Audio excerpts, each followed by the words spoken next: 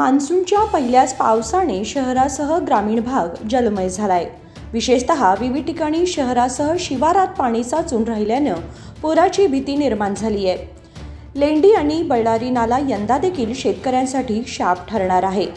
पावसाचा जोर वाढल्यानं शिवारात पाणी साचून राहिलंय, त्यामुळे दुबार पेरणीचं संकट शेतकऱ्यांसमोर उभं ठाकलंय।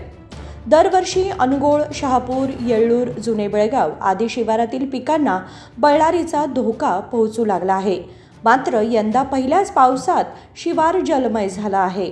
विशेषतः लेंडी नाल्याचं पाणी शिवारात पसरलं आहे, त्यामुळे यंदा देखील बळ्ळारी नाला शेतकऱ्यांना डोकेदुखी ठरणार आहे।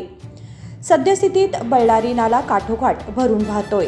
येत्या 2 दिवसात पावसाचा जोर कायम राहिल्यास शेतीचं मोठं नुकसान होणार आहे।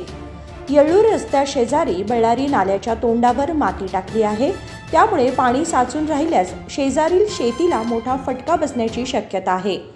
विशेषतः अनुगोळ परिसरातील शेती पाण्याखाली जाणार आहे, त्यामुळे बळ्ळारी नाल्याच्या तोंडावर टाकलेली माती काढून टाकावी आणि नाला खुला करावा अशी मागणी शेतकऱ्यांनी केली आहे। Mahadev Pawar, Kannadamma news network, Belgaum.